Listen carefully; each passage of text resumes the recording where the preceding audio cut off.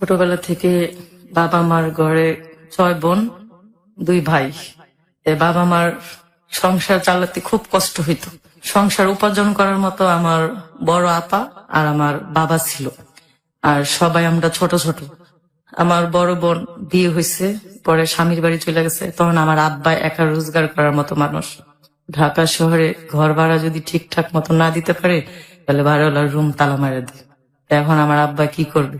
করার পরে আমার বোন শুনতেছে যে আমাদের খাওয়া দাওয়ার খুবই কষ্ট, আমার আব্বা একা একা পারতেছে না। পরে আমার বোনের শ্বশুর বাড়ি আমার দুলাভাইয়ের সাথে অনেক কথা কাটাকাটি করলো যে আমি গার্মেন্টস এ চাকরি করে আমি একটু আমার বাবাকে সহযোগিতা করি। 6টা 7টা ভাই বোন, আমার বাবা কিভাবে চলবে? তখন আমার বোনের শাশুড়ি বললো যে না, তুমি এখন যেই বাড়িতে আসছো সেই বাড়ি চিন্তা করো, বাবার বাড়ির কোনো চিন্তা করার কোনো দরকার নেই। এই কথা বলার পরে আমার দুলাভাইয়ের সাথে অনেক কাটাকাটি হয়েছে। আমার বোন বললো কি, যেখানে আমার বোন বাবা মা না খায়া কষ্ট করবে আর আমি এখানে সুখে শান্তিতে খামো, এই খাবার আমার পেটে ঢুকবে না। বিয়ে বসার উচিত ছিল, আমি বিয়ে বসছি, এখন আর আমার কোনো মনে কষ্ট নেই। তুমি তোমার এখানে থাকো, আমি আমার বাবা মার কাছে চলে যাই। আমার বোন একবারে কার সিট করে আয়সা পড়ছে কমলাপুর, এই গার্মেন্টসে ঢুকছে। ঢোকার পরে আমাদেরকে নিয়ে চাকরি বাকরি করে, তখন আমার আব্বা একটু কাজ করতেছে, আমার বোনও কাজ করতেছে। তখন আমরা সবাই ছোট ছোট, স্কুলে পড়ার মতো কোনো ক্ষমতা আমার বাবার নাই। তারপরে আমার ওই বোন গার্মেন্টসে ঢুকার পরে আমার আরো 2টা বোনকে গার্মেন্টসে ঢুকাই দিয়েছি ছোট ছোট। তখন আমার আব্বাও কাজ করে, আমার বোনেরাও কাজ করে কইরা কোন রকম একটু সুন্দরভাবে এই সংসারটা চলতেছে। চলার পর একদিন আমার দোলাভাই আসলো, আয়সা বলল কি যে বাবা মার বাড়ির কারণে শ্বশুর বাড়ি বাদ দিয়ে দিলা, তোমার কি শ্বশুর বাড়ির কোনো প্রয়োজন নাই? তখন আমার বোনে বলছে, যখন আমার ছোট ছোট ভাই বোনেরা বড় হইব, ওরা যখন কাজকর্ম করতে পারবে, আর যদি আমার ভাগ্যে তুমি থাকো, তাহলে আমি তোমাকে আবার পাবো। আপনার বোন আপনার বাবা মারি দুর্দশা দেখে স্বামীর বাড়ি থেকে চলে আসলো এবং সে গার্মেন্টস এ জয়েন করলো যাতে বাবা মাকে হেল্প করতে পারে। হ্যাঁ, আমাদের ছোট ছোট ভাই বোন, ছোট ছোট আর সবাই ছোট, তাই তো? জি, সবাই ছোট। আচ্ছা, বোন তো তখন বিবাহিত যথেষ্ট মেয়ে ছিল। হ্যাঁ। আচ্ছা, ঠিক আছে, খুবই ভালো। আচ্ছা প্রিয় শ্রোতা, এখানে আমি একটু বলি, সেটা হচ্ছে আমাদের দেশে হাজার হাজার গার্মেন্টস রয়েছে এবং সেখানে লক্ষ লক্ষ মানুষ কাজ করছেন। তারা কিন্তু পরিশ্রম করে এই টাকা উপার্জন করছেন, জীবিকা নির্বাহের জন্য তারা কাজ করছেন, এতে খারাপ কোনো কিছুই নেই।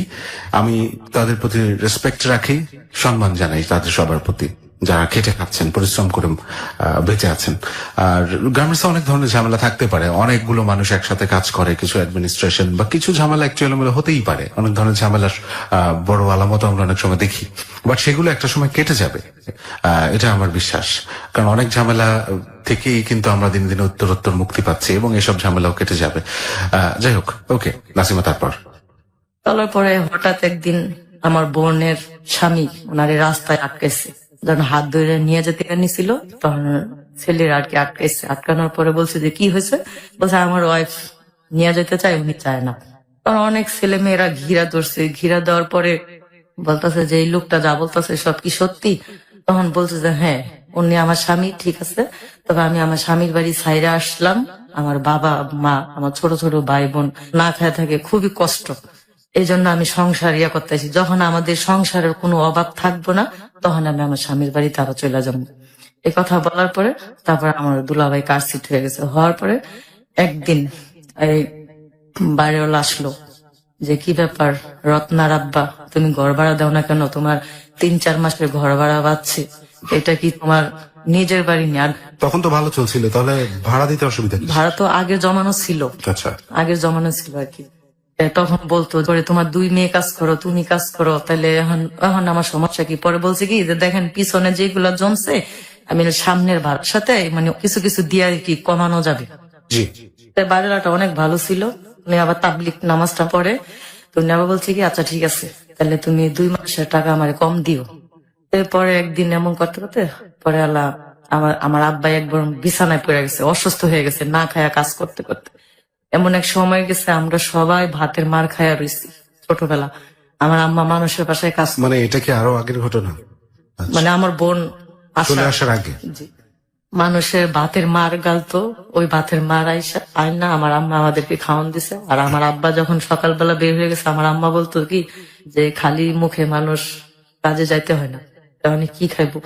কত কত সময় এক গ্লাস পানি খাওয়া গেছে, কত কত সময় ভাতের মার খাওয়া গেছে।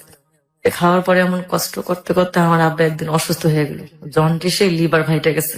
লিভার ফেটে গেল? জি, লিভার ফাইটে গেছে। তারপরে ঢাকা মেডিকেল নিয়ে গেছে, ঢাকা মেডিকেল ভর্তি নেয় না। না নেওয়ার পরে আমার বড় আপা অনেক রিকোয়েস্ট করলো, অনেক জায়গায় ঘুর করলো, করার পরে তারপরে এক লোক আইসা বললো যে কি হয়েছে।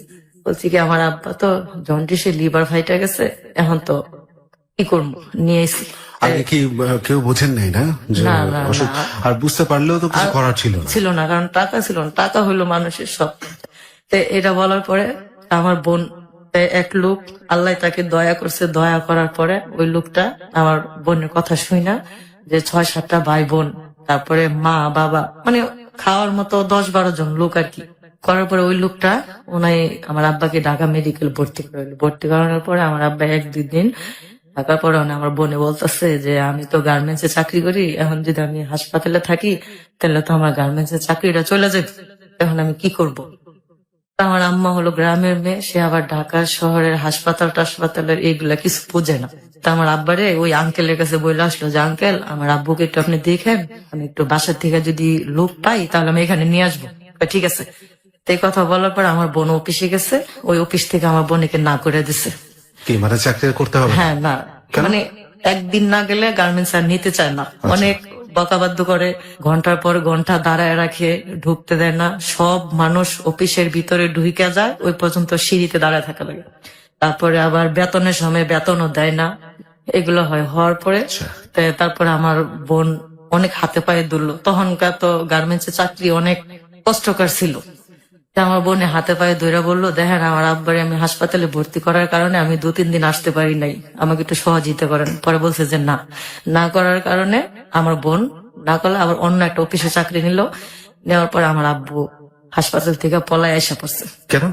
মানে ওনার একা একা ভালো লাগে না, তারপর আবার নার্সেরা বেশি একটা আসে না, ওষুধ পানি দেয় না, শুধু বলে শুয়ে থাকতে হয়। তো শুয়ে তো থাকতেই হবে, হসপিটালে অসুস্থ হ্যাঁ, মানুষ তো শুয়ে থাকে। ওইটাই, মানে উনি একা আর কি ভয় পায়। আচ্ছা, ওইখানে তো আপনারা কেউ তার সাথে থাকতে পারতেন না? না, তখন তো আমরা অনেক ছোট আর কি, আমার 3টা ভাই বোন বড় আর আমরা সবাই ছোট ছোট। তখন আমাদের বাসায় এসে পড়ছে। বাসায় আয়া আমার আম্মা জিজ্ঞেস করতেছে কি ব্যাপার, আপনার না হাসপাতালে ভর্তি করে দিয়ে এলো রত্না, তাহলে আপনি এখানে আয়সা পড়লেন কি লিগা? আমি ভালো হয়ে গেছি, আমি আয়সা পড়ছি। ভালো কি আসলে হয়েছে? না, ভালো হয় নাই। লিভার ফেটে গেলে তো সেটা ভালো। জি, ওনাকে আর কি দেশের মাটিতে টানছে, এটাই। তারপর বলছে আমি ভালো হয়ে গেছি, আমি এই জন্য হাসপাতালে আয় পড়ছি। আজকে আমার সব পোলাপাইনে অনেকদিন ধরে আমি ভালো মন্দ খাওয়াই না, এখন আমরা সব ভাই বোন আমার আব্বা একসাথে ডাকছে। আচ্ছা, ডাকার পরে বলতেছে যে বাবা আমি তো এতদিন হাসপাতালে ছিলাম, কিছু খাওয়াইতে পারলাম না, আমি হাসপাতালে যখন আমার পাশের রুগীরা অন্য রুগী দেখতে আসতো আমার কিছু টাকা দিছিল, ওই টাকাগুলো আমি নিয়ে এসি, এখন তোমরা কে কি খাইবা বলো। আমার মেয়ে জীবনের আমার আব্বা খুব ভালোবাসতো, তো আমার মেয়ে জীবনে আমার আব্বার গলা ধরে বলছে কি আব্বা আমরা কিচ্ছু খাবো না, আল্লাহর কাছে দোয়া করি আপনি ভালো হয়ে যান, আর যে টাকা দিয়ে আমাদেরকে বাজার করে খাওয়াবেন ওই টাকা দিয়ে আপনি ওষুধ পাতি কিনা খান। তারপর আমার আব্বা শুনে নাই, না শুনলে আমার ওই 2 বোন নিয়ে বাজারে গেছে, একটু মাংস আনছে, মাংস আইনা খাওয়া দাওয়ার পরে আমার আব্বা বলতেছে যে আমি দেশে চলে যাবো। তখন আমার আম্মা বলতেছে আপনি যে দেশে যাবেন তো এই মুহূর্তে তো ভাড়ার টাকা নেই, তাহলে আপনি যখন দেশে যাবেন তাহলে আপনি বাজার করলেন কি লিগা? এদিকে মাইয়া গো অনেকদিন ধরে খাওয়াই না, এই জন্য। আচ্ছা ঠিক আছে, তাহলে আমার সাথে কি তোমরা কেউ দেশে যাইবা? আর আমার মাই কেছে কি যে না দেশে যেমন কেমনে, এখন দেশে গেলে না হইলো 500 টাকা লাগবে, এখন তো নাই 1 টাকাও। তাই আমার আব্বা কি তাহলে কেউ যাওয়া লাগবো না, আমি একাই যাম। এই কথা বললে আমার আব্বা একাই গেছে। একা যাওয়ার 2 দিন পর আমার আব্বা মারা গেছে, দেশে যায়। আচ্ছা, দেশে যায় 2 দিন পরে মারা গেছে। আমার আম্মারে বলছিল কেউ ছিলেন না আপনারা তার পাশে? না, আমরা ঢাকা। দেশে কে ছিল?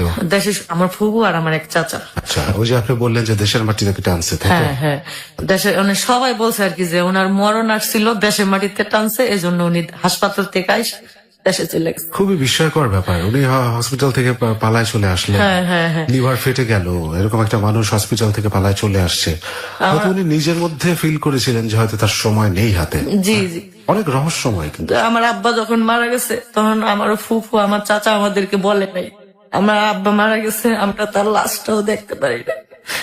আপনাদেরকে বলে নাই কেন? না, বলে নাই, আমার ফুফু আর আমার চাচা মনে করছে কি যে আমরা মনে হয় আমার আব্বা অসুস্থ কারণে আমরা মনে হয় তাকে বাসার দিকে বের করে দিছি। আচ্ছা, তবে আমরা সত্যি বের করে দেয় না, আমার মাও বের করে দেয় না।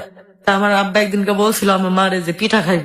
হুম, তা আমার মা আবার তার বাপের বাড়িতে গেছিল, ময়মনসিং গেছিল, ময়মনসিং এর থেকে নারকেল আর পিঠা চাল নিয়ে আসলো। পরে আমার বোন রে বলতেছে, রত্না তোর আব্বা তো দেশে গেছে, এখন তোর কোনো খবর নাই, তাহলে আমি যাই দেখে আহিগা, তোরা ভালো মতো থাকিস। এই কথা বলে আমার আম্মা দেশে গেছে, নোয়াখালীতে গেছে। আমার বাড়ির আশেপাশে মানে যাওয়ার পথে আমার আম্মারে পাড়াপড়শি এক ননদে বলতেছে যে আয়সা হে আওয়া তো আইলি, মানে আর 4 দিন আগে আইলি না। ওরা বললো কি কি কইলা তুমি, কে লেগে 4 দিন আগে আমু, তোমার ভাই কইছিল পিঠা খাইবো, তা আমি দেশের থেকে চাল টাল নিয়ে পিঠাই। কয় পিঠা মানে কারে খাওয়াবা, তোমরা বানায় তোমরাই খাও। কয় কি মানে, কয় বাদল ভাই তো মারা গেছে। এই কথা শুই না আমার আম্মা মানে ওইখানেই হাত টিলে গেছে, আর পিঠা চাল মাল সব ফালাই দিছে। আমার আম্মা আর আমার ফুফুর বাড়িতে যায় নাই, আবার ঢাকায় রিটার্ন আসলো। আসার কয়দিন পরে মানে আমার আম্মা খুবই কান্দা।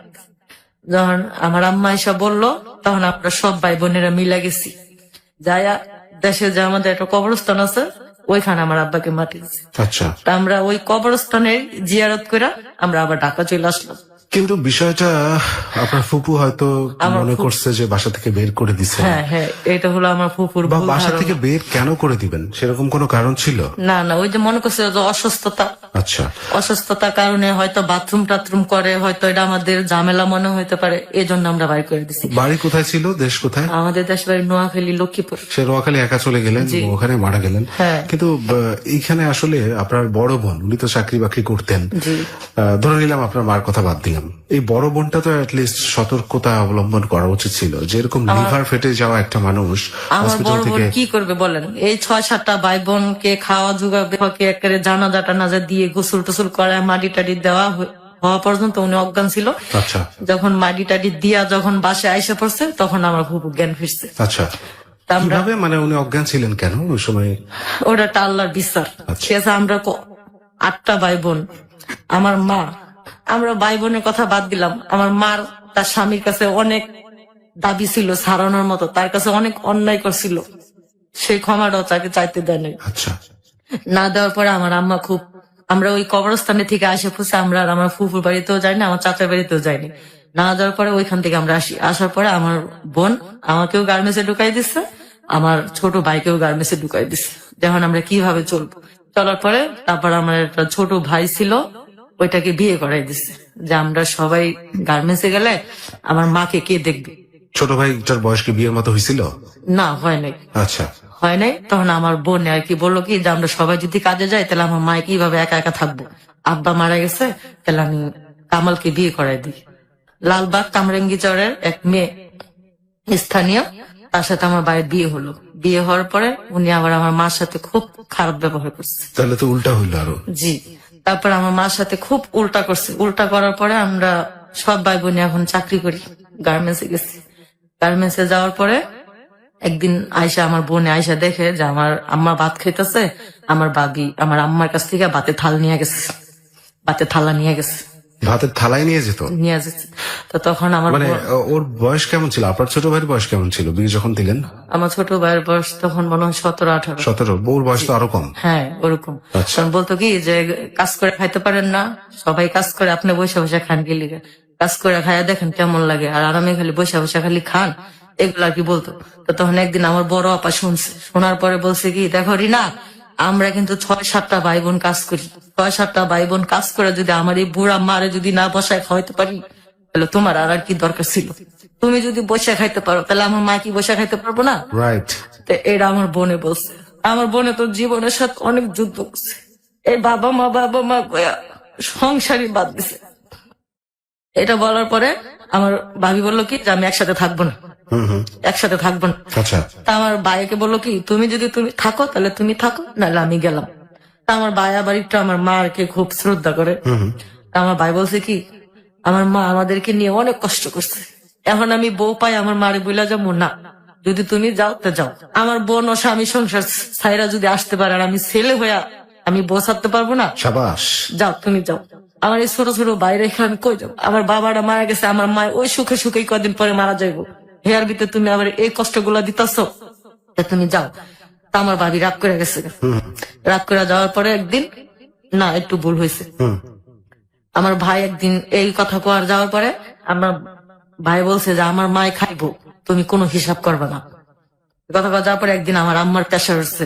আচ্ছা, ভাবি কি গেছে তখন? যায় নাই না, যায় না। আচ্ছা, আমার আম্মার প্রেশার উঠছে আর আমরা সবাই কাজে গেছি। আমার ভাই দুপুর বেলা, আমার ভাইও টেলাসে কাজ করে, আমার ভাই দুপুর বেলা জানালা দিয়ে আইসা দেখে কি আমার আম্মা খালি ঘরে এমনি একা একা দাফড়াইতেছে। আচ্ছা, মানে প্রেশার উঠছে তো, মানে প্রেশারে দাফড়াইতেছে আর আমার ভাবি অন্য মহিলার সাথে বসে বসে গল্প করতেছে। তা আমার ভাই আবার যখন আসতো তখন জানালা দিয়ে বলতো যে মা বাদ বারো আমি আসছি। মানে এই জানালা দিয়ে ডাকার পরে দেখি আমার মায়ের প্রেশার এরকম করে খেসতেছে। আচ্ছা, তখন আমার ভাই তাড়াতাড়ি করে আয়া করলো কি, এই তুই যেন বেডি গুলো গল্প করতেছস, আমার মায় যে ঘরে দাফাইতেছে তুই দেখাস না। এই কথা বলার পরে আমার মার মুখ দিয়ে একবারে মানে গুগরি বাই হয়ে গেছে, গাড়ি রক ছিঁড়ে গেছে। গাড়ি রক ছিঁড়া যাওয়ার পরে আমার ভাই আমার বাবিরে বলছে, আমার মার যদি কোনো কিছু হয় তাহলে তোরা আমি বাসার থেকে বাইর করে দিই। তাই তাড়াতাড়ি করে এই আমার বড় আপা, আমি আর আমার মেজু বোন আমরা গেছি ময়মনসিং। 4 দিন হরতাল ছিল, কোনো গাড়ি গুড়ি চলতো না। ওই 4 দিনে হরতালে গার্মেন্টস বন্ধ দিছে। আর আমার বড় আপা বললো কি যে চাকরি করি যখন দেশে যেতে পারি না, তাহলে এই সুযোগে একটু দেশের থেকে ঘুরে আসি। তা দেশে আমরা যে রাইতে গেছি এই রাইতে এই ঘটনাটা ঘটছে। আচ্ছা, আমার আম্মার এই ঘটনা। তাহলে আমার ভাই আর আমার দুলা ভাই আর আমার একটা বোন বরিশাল বিয়ে হয়েছে, এই বরিশালের বোনটা এখানে আইছে। আর আসার পরে আমার আম্মাকে এই ঢাকা মেডিকেল নিয়ে গেল। আচ্ছা, হসপিটালে ভর্তি করলেন? হসপিটালে ভর্তি করছে। আচ্ছা, এখানে আমরা একটা ব্রেক নিই, হ্যাঁ, একটা বিরতি নেই। প্রিয় শ্রোতা, মর্মান্তিক এক জীবনের গল্প শুনছেন একেবারে শুরু থেকেই। ওর চোখ অশ্রু সচল এবং আমিও শিহরিত, আমি প্রত্যেকটা মুহূর্ত অনুভব করছি আসলে। তারপরেও আমি কৃতজ্ঞ তাদের প্রতি যারা কিনা ওর ভাই এবং ওর মার মতো, যে বোন আসলে স্বামী সংসার ফেলেই চলে আসছে এবং যেই ভাই তার বউকে নিজের মার জন্য বললে তুমি চাইলে যেতে পারো, আমি যাব না। দ্যাটস এ গ্রেট থিং এই সময়ে। আমি এটাও বলছি না যে আপনি আপনার বউকে বা আপনি আপনার স্বামী সংসার ছেড়ে চলে আসেন, কিন্তু এরা কেন ছেড়ে চলে আসছে বা বউকে কেন এভাবে শাসাচ্ছে, সেটা একমাত্রই মা বাবার প্রতি অসীম শ্রদ্ধা এবং ভালোবাসা। আমি শুধু চাই এটাই বেঁচে থাকুক, এটাই জেগে থাকুক। বাবা মাই তো আসলে সবকিছু। বাবা মা ছাড়া তো এই পৃথিবী আপনার জন্য অন্ধকারময় বা অন্ধকারাচ্ছন্ন।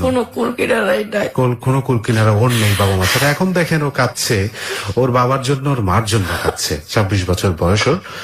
একদম ছোটবেলা থেকে মা বাবার আদর পায় নাই, মা বাবার আদর পায়নি, কিন্তু মা বাবার প্রতি ভালোবাসার কিন্তু একটু কমতি ওদের মধ্যে। যার জীবনে মা বাবা নাই তার জীবনের কোনো মূল্যই নাই। প্রিয় শ্রোতা, ও ঠিকভাবে বলতে পারছে না। আমরা একটা ছোট বিরতি নিচ্ছি, ও নিজেকে একটু শান্ত করুক। আমরা ফিরে আসছি নাসিমাকে নিয়ে, কোথাও যাবেন না। হ্যালো 8920 জীবনের গল্প। হ্যালো 8920 জীবনের গল্প। প্রিয় শ্রোতা, আবারও স্বাগত জানাচ্ছি আপনাদের সবাইকে হ্যালো 8920 জীবনের গল্পে। আমি আরজে সেতু আছি আপনার সাথে এবং এক মর্মান্তিক জীবনের গল্প নিয়ে আজকে হাজির হয়েছে এখানে নাসিমা। প্রথম অংশটুকুই এতটুকু শুনেই এখনো পর্যন্ত আমিও পারছি না একটু স্বাভাবিক হতে, কারণ প্রত্যেকটা মুহূর্তের মধ্যেই আমি ঢুকে পড়েছিলাম, গল্পগুলো আমি উপলব্ধি করতে পেরেছি এবং আমি জানি আমার মতো আপনারাও ঠিক একইভাবে আগ্রহ নিয়ে গল্পটা শুনছেন। প্রিয় শ্রোতা, আমরা সাথে থাকবো পুরোটা সময়, আপনারা এই গল্পের সাথে থাকবেন আশা করছি। আমি নাসিমার কাছে যাচ্ছি। আপনারা তখন সবাই একটু বাড়িতে বেড়াতে গেলেন এবং সেই রাতেই আপনার মা স্ট্রোক করলেন। হ্যাঁ, তখন আমার বরিশাল এক বোন বিয়ে হয়েছে, ওই বোন বেড়াতে আসছিল। কারণ আমার ওই বোনটা আমার ছোট ভাইটা ঢাকা মেডিকেল ভর্তি করছে। আমার আম্মার নাকে নল লাগায় রাখছে, ওই নল দিয়ে আর কি খাওয়া দাওয়া দিত। আমার আম্মা বলতেছে, হাসপাতাল থেকে বলতেছে যে রত্না, রিনা, নাসিমা ওকে আমি যাওয়ার সময় কি দেখতে পারবো না। এটা বলার পরে আমার ভাই বললো কি যে হ্যাঁ যেভাবে হোক আমি আনমই, তুমি চিন্তা করো না মা। কথা বলে আমার ভাবি তখন তার বাপের বাড়িতে চলে গেছে। আমার আম্মার এই অবস্থা শুনে আসেনি। আমার ভাই রেলগাড়ি কইরা দেশে গেছে ভোরে দেশে গেছে। দেশে আবার একটা পাখি আছে যে মানুষের যদি কোনো আপদ বিপদ আসে ওই পাখিটা আর কি কুক কুক কুক বলে, যদি কুক বলে তাই মানুষ মারা যায়। তখন আমার বোন আর কি আমার মামিরে বলতেছে, মামি এই কুপ পাখিটা যে ডাকতেছে মনে হয় আমার মার মনে হয় কিছু হইছে, আমার ভাল লাগতেছে না। কয় কি না কিছু হয় নাই, তুই ঘুমা। এই করতে করতে আল্লাহ কি হুকুম, আমার ভাই ভোর সকালবেলা গেছে। আপা বলতেছে যে কিরে কামাল তুই, আমি আইলাম এই বিকালবেলা, তুই আইলি সকালবেলা, কারণটা কি? কয় আমারে তো হাসপাতালে ভর্তি করে দিয়েছি। এই কথা শোনার পর আমার বোন একবারে লগে লগে মানে অজ্ঞান হয়ে নিচে পড়ে গেছে। মা চিল্লান কয়া দিয়া পড়েছে। তখন তো আমরা আবার একটু ছোট ভালোই বুঝি। এই কথা বললে আমার বোন বলতেছে, মামি এখন যে হরতাল কিভাবে যাব, তখন তো বাসও চলে না, ট্রেনও চলে না। তারপরেও রাত্রে আমরা ঘুমাই নাই, না ঘুমায়া রাত 3টা-4টার সময় আমরা রওনা দিছি রেল লাইনের উপর দিয়া। আমরা সবাই মিলা হাঁটতে হাঁটতে হাঁটতে হাঁটতে একবারে ময়মনসিংহ স্টেশন পর্যন্ত আসলাম। হাঁটতে হাঁটতে চলে আসছে? জি, হাঁটতে হাঁটতে আসলাম রেলের উপর দিয়া। বাবা। আসার পরে দেখি রেলের মাথার ভিতরে বড় বড় পাথর ফালা রাখছে। তারপরে লোহার ওই যে চঙ্গল্লাহান ইয়াগুলা ফালা রাখছে। এখন কি করব?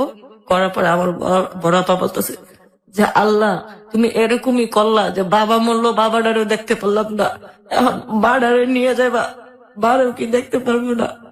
এই কথা বলার পরে আমার মেজু বোন আবার আমার বোনের বলতেছে যে তুই কান্দিস না, আল্লাহ যা করে ভালোই করবো। এমন কথা কথা পরে বাস স্ট্যান্ডে গেছি, বাসুল্লাহ বেড়া বলছে কি যে না আজকে তো চলবো না, শুক্রবারে চলবো। তারপরে আবার এই হাঁটতে হাঁটতে আবার বাড়িতে গেছি। বাড়িতে যাওয়ার পরে তারপরের দিন আবার ভোরে ঢাকা ফার্স্ট ট্রিপে আসলাম। আয়সা দেখি কি আমার আম্মা মারা গেছে।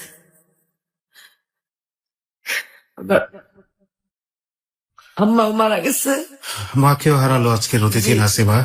এবং দেখুন প্রিয় শ্রোতা, আমি বারবার বলছিলাম যে মর্মান্তিক একটা গল্প, এর চেয়ে কঠিনতর শাস্তি বা এর চেয়ে কঠিন দুঃখ মানুষের জীবনে কি হতে পারে? বাবা মরে গেল, সেই বাবাকেও দেখলো না। মাটা মরে গেল, সেই মাটা মরে যাওয়ার সময়ের সাথে থাকলো না। যে বাবা জন্ম দিছে তাদের মাটি দেওয়ার মতো কোনো ভাগ্য পড়ালো আমাদেরকে দেয় নাই। পরে আমরা যখন ঢাকা আসলাম, আইসা দেখি বলতেছে যে মা তো মারা গেছে, মাটি দিয়ে দিছে আমার মাকে। মাটি দেওয়ার পর আমার বোন এত কান্না করতেছে মানে বলার বাহিরে। কারণ আমার বোন আমাদের সবাইকে নিয়ে জাবরায়া ধইরা বলতেছে আমি তোর মা, আমি তোদের বাবা, কোনো দুঃখ করিস না। পরে আমাদেরকে নিয়ে গার্মেন্টসে ঢুকাইলো। আমার ছোট ভাইয়ের একটা ওয়ার্কশপে কাজে দিল, আমার এই গার্মেন্টসে ঢুকাইলো। পরে এখন বাবা মার দুঃখ কাহিনী শেষ। যখন একটু বড় হইতেছি, এখন নিজের ভালো মন্দ নিজে বোঝার মতো মানে খুব হইতেছে। 98 বন্যার সময় আমি আর আমার এক বান্ধবী রাস্তা দিয়ে আসার পথে অপর সাইডে আর কি 2টা ছেলে, ওরা 2টা ছেলে আর আমরা 2টা মেয়ে আসার পথে মানে ওনারাও আমাদেরকে দেখে একটু হাসতেছে, আমরাও হাসতেছি। গার্মেন্টসে কাজ করতেছি, এখন আর বাবা মার দুঃখ বইলা থাকতে হলে মানুষের একটু আনন্দের প্রয়োজন। এই জন্য আর কি আমার বান্ধবীর আর আমি গার্মেন্টসে কাজের খুঁজে গেছি। যাওয়ার পথে রাস্তায় 2টা ছেলে দেখছি। তো ওই ছেলেটা আবার আমাদেরকে প্রেমের অফার দিচ্ছে। ওই ছেলেটারে পছন্দ করতো আমার বান্ধবী চম্পা, ওই ছেলেটা পছন্দ করতো আবার আমাকে। আমরা যতক্ষণ গার্মেন্টস এর ভিতরে ঢুকছি এতক্ষণ ওরা 2টা ছেলে এখানে দাঁড়ানো। আমরা যখন আবার গার্মেন্টস থেকে বাইরে হয়েছি, আবার আমাদের পিছনে পিছনে পিছনে পিছনে বাসায় আসে। আচ্ছা, আমরা আবার ছাদের উপরে উঠছি, যে বাসা থাকি এ বাসা আবার বিল্ডিং আছে, ছাদের উপরে উঠছি। ওইটা দেখে কি আমাদেরকে নিচের থেকে খুঁজতেছে, এইভাবে খুঁজতেছে। আমরা ছাদের উপরে এত বড় একটা ইট ছিল, ওই ইটটা ওকে শরীরে মিলা মারছি। আচ্ছা, মিলা মারাতে মানে ওনাদের শার্ট মাঠ সব ভিজে গেছে। কিসে, রক্তে? না মানে পানিতে আর কি। পানি? জি, কি মারছেন ওদের গায়ে? ইট। মানে আমরা বলতেছি যে ছেলেগুলো কত খারাপ। কমলাপুরের থেকে পিছে পিছে আমাদের বাসা পর্যন্ত আসলো। আচ্ছা, কত বড় খারাপ। মানে আমার লগেরটা বলতেছে কি ও মনে হয় তোরে পছন্দ করছে। আমি কই না, আমার পছন্দ করে নাই, মনে তোরে পছন্দ করছে। এরকম করতে করতে তাই আমরা ছাদের উপরে উঠছি। ছাদের উপরে উঠে কি আয় দেখি কারে খোঁজ করতেছে। ছাদের উপরে উঠে দেখি কি জামগো বিশ্রাইতেছে, কারণ ছাদে এত বড় একটা ইট ছিল। ওই ইটটা ওদের সোজাসুজি মিলা মারছি, পানি দিয়ে ওরা শরীর আর কি ভরে গেছে। আচ্ছা, সামনে কি পুকুর টুকুর ছিল? না না, মানে 98 বন্যার পানি রাস্তার আর কি এগুলা। তারপরে আমার বান্ধবী বলতেছে কি ও মনে হয় তোরে পছন্দ করে। আমি কই কি না তোরে পছন্দ করে। আচ্ছা, দুজনে মিলে জল্পনা কল্পনা হ্যাঁ করছে। হ্যাঁ, এখন আমি বলছি কি তোর কি পছন্দ নেই এরকম, কয় ওই লাল শার্ট পরা ছেলেটা যদি আমারে প্রেমের অফার দেয় তাহলে আমি প্রেম করবো। আমি কি কর তুই, আমার কোনো সমস্যা নাই, তাহলে তুই ছেলেরে তোর গার্মেন্টসের ঠিকানা দে। কয় কি গার্মেন্টসের ঠিকানা দিতে হবে না, ওর যদি আমাদেরকে ভালো লাগে তাহলে ও নিজে আমাকে খুঁজে বের করবো। তো এটা বললো আর কি ওই যে আমার সাথের মেয়েটা চম্পা গেছে। তাই সকালে আমরা আবার অফিসে যাবো, দেখি আমাদের বাড়ির রাস্তার সামনে দাঁড়াইছে। দাঁড়াতে দাঁড়াতে এই পিছনে পিছনে যাওয়া আসার মাঝখান থেকে মানে প্রেম হইলো আর কি। প্রেম হয়ে গেল কার সাথে কার? ওই সেন্টুর সাথে আর কি। সেন্টু ওর নাম? জি। ওর সাথে কি আপনার হইলো? এখন তো ওই চম্পা মেয়েটা বলতো যে ওর পিছনে ঘুরতে, আর আমিও জানতাম যে ওর পিছনে। আচ্ছা। যখন ওই ছেলেটার সাথে আমরা সরাসরি কথা বলছি, ওই ছেলেটা আর কি আমার বান্ধবীর বললো যে পিছনে পিছনে আসতেছে, আর বললো যে তোমাদের সাথে একটু কথা ছিল, যদি বলতা। তো আমার বান্ধবী আবার বলছে কি যদি আপনার কথা বলার ইচ্ছা থাকে তাহলে আপনি লাঞ্চের সময় কমলাপুর খলিল গার্মেন্টস আসেন, 1টা বাজে, তখন আমাকে খাবারের টাইম দিব তখন আসবে। তে এখন কথা কওয়ার সময় নেই। কয় কি আচ্ছা ঠিক আছে। তা আমরা দুপুর বেলা খায়া নিচে নামছি। নিচে নামার পরে বলছে কি যে তোমাকে কয়টা ছুটি দিব? 10টাও হইতে পারে, 5টাও হইতে পারে, 8টাও হইতে পারে, কোনো ঠিক নাই। তা আপনি কি বলবেন বলেন। কয় কি না ছুটি হইলে আমি আসমো, একটা কথা ছিল। তাই আমার বান্ধবী বলতেছে কি কথা আমার কাছে বলেন। পরে কয় কি তুমি ওর একটু বইলো যে আমি ওর পছন্দ করি। ঠিক আছে। ইস, আপনার বান্ধবী তো পুরো হতাশ না? হ্যাঁ হ্যাঁ। পরে এতদিন তো বেশ আশায় আনন্দে জি ছিল। জি। আরে তারপরে অথচ আমার বান্ধবী কিন্তু আমার চাইতে অনেক সুন্দর, বড় বড় চুল, আচ্ছা। বরিশালের মেয়ে তো মানে খুব সুন্দর আর কি। মানে বরিশালের মেয়েরা কি সুন্দর হয় নাকি? জি। আচ্ছা। আর ওই তুলনায় আমি আর কি কিছুই না, তারপরও যার চোখে যার ভালো লাগে এটাই। পরে এরকম কথা কথা না, আমি কই কি ওই ছেলে প্রেমের অফার দিল, প্রেমের অফারে রাজি হয়ে যাবো। তা আমার বোন কি বলবো আমারে যে দেখছো আমার বোনের গার্মেন্টসে ঢুকাই দিছি, আমার বোন এখন এই প্রেম ভালোবাসা শিখা গেছে। পরে কয় কি না তোরা কি আর অহনে করতে গেছে, তুই করবি, সমস্যা কি, যাবি আবি কথা কবি, এই করবি সেই করবি, না এগুলো বললো আর কি। বলার পর আমি কই কি না তুই না ওরে পছন্দ করতি, তাহলে আমার কথা যখন তোর কাছে কইছে তাহলে তুই কইতি যে আমি তো আপনার পছন্দ করি। যেহেতু হ্যাঁ বইলা লাইছে ওই জায়গা তো এখন আমি বলতে পারি না এমন কথা হতে। পরে একদিন বললো যে তোমাকে কি শুক্রবার কি গার্মেন্টস বন্ধ থাকে? আমি কইছি কি হ্যাঁ বন্ধ থাকে। তা বলছে কি কোথাও ঘুরতে যাইবা? ওই আমার বান্ধবী বলতেছে যে কই নিয়ে যাবেন? বলছে তোমরা যেখানে যাবে আমি সেখানে নিয়ে যাবো, যদি সংসদ ভবনে যেতে চাও তাও যেতে পারো, যদি শিশু পার্কে যেতে চাও তাও যেতে পারো, যদি সিনেমা হলে যেতে চাও তাও দেখতে পারো। কইছি কি আমাদের আবার একটু খুব ছবির নিশা। তো ওরা আমি বলছি কি আচ্ছা ঠিক আছে, এই শাবনুরের একটা ছবি বেরোইছে পাগলির প্রেম, এই ছবিটা একটু দেখায়।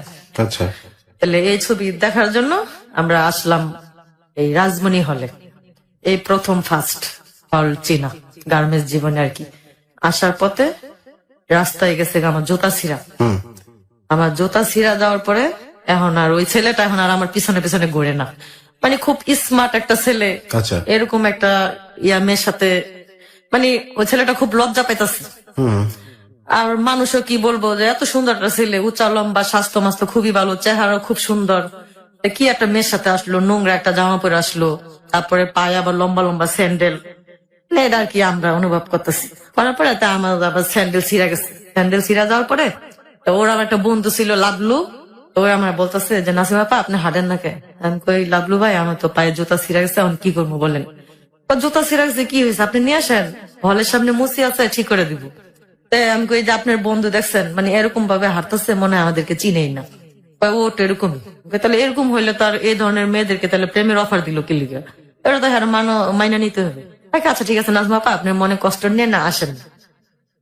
হলে গেছি, হ্যাঁ আবার জুতা ঠিক করে দিছি। ঠিক করে দেওয়ার পরে আমরা দুই বান্ধবী দুই পাশে বসলাম, আর ওরা দুই বন্ধু দুই পাশে বসলাম। কারণ আমার বান্ধবী বসবো ওর সাথে, আর আমার দিব আর কি ওর সাথে, ওর বন্ধুর সাথে। কারণ আমার বান্ধবী ওর সাথে পড়ছে আর আমি ওই পাশে পড়ছি। বৈশা মানে লাবলু ভাই আমি জিজ্ঞেস করতেছি যে লাবলু ভাই এই ছেলেটা যে প্রেমের অফার দিল ছেলেটা কই থাকে?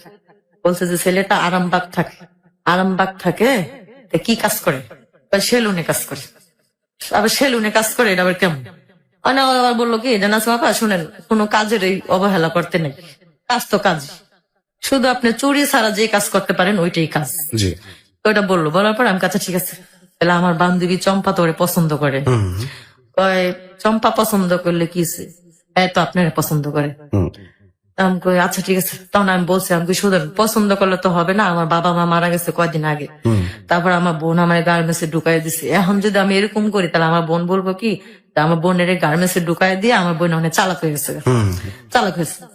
ভাইয়া আমি এইভাবে ঘুরতে পারবো না, কোনো কিছু করতে পারবো না। উনার যদি ভালো লাগে তাহলে উনি আমার বোনের কাছে বিয়ে প্রস্তাব দিব। আমি রাস্তায় রাস্তায় ঘুরতে পারবো না, আর মানুষে খারাপ বলবো। এটা বলার পরে মানে উনি আমার বান্ধবীরে বলতেছে, চম্পা তুমি একটু ওই সাইডে যাও, আর একটু এই সাইডে আসতে দাও। আর আমার বান্ধবী পুরো চেতে গেছে। চেতে যাওয়ার পরে বলতেছে যে আপনি ওর সাথে কথা আছে কি, আমার সাথে বলতে পারেন না? আমার সাথে বললে কি হয়েছে আমাকে বলেন। পরে বলতেছে যে না, ওর কথা আমি ওরে বলবো, তুমি এরকম করতেছো কেন, তুমি একটু ওই সাইডে যাও। আমার বান্ধবী আবার একবারে চেত্তা মিথ্যা পুরা ফায়ার হয়ে গেছে যে আমি পছন্দ করলাম হ্যাঁ রে, হ্যাঁ পছন্দ করলে আবার ওরে, তাহলে এটা একটু কষ্টকর না? এখন আমার বান্ধবী বলতেছে তুই কি করছ নাসিমা? আমি কই শোন, আমি তোর ওই ছেলের বলি নাই যে ভাইয়া আপনি আমার ভালোবাসেন কিংবা আমার পছন্দ করেন, যারে যার ভালো লাগে এটাই। আমি দেখ নোংরা বেশে চলাফেরা করছি, তারপরে ও আমার পছন্দ করছে। আর তুই ওই স্মার্ট, ওই স্মার্ট, তোরে পছন্দ করেনি। এটা নিয়ে মানে আমাদের দুজনের মাঝে খুব ঝগড়া হয়ে গেছে। আচ্ছা। ঝগড়া হওয়ার পরে ও আমার সাথে কতদিন কথাও বলে নাই, কথাও বলে নাই। তা আমি ওর সাথে কোনো কথা বলি না, ও কথা বলে নাই। ঝগড়াটা কেন হইলো? এই যে মানে ও ওরে পছন্দ করে আর ও আমার পছন্দ করে, এই জন্য আর কি। তাতে তো কিছু আপনার করার নাই। জি, তো এটা তো আমি বললাম যে তুই ও স্মার্ট, ও স্মার্ট, অথচ ও তোরে না পছন্দ করে আমার পছন্দ করলো। আমি কি শিখাই দিছি? আর তুই আর আমি তো একসাথেই আসছি। এটা বলার পরে ও আমার সাথে অনেক ঝগড়া করলো। আচ্ছা। ঝগড়া করার পরে মানে কতদিন আমরা কথাও বলি নাই। ও একই অফিসে চাকরি করি, ও আমার সাথে কথা হয় না, আমি ওর সাথে কথা হয় না।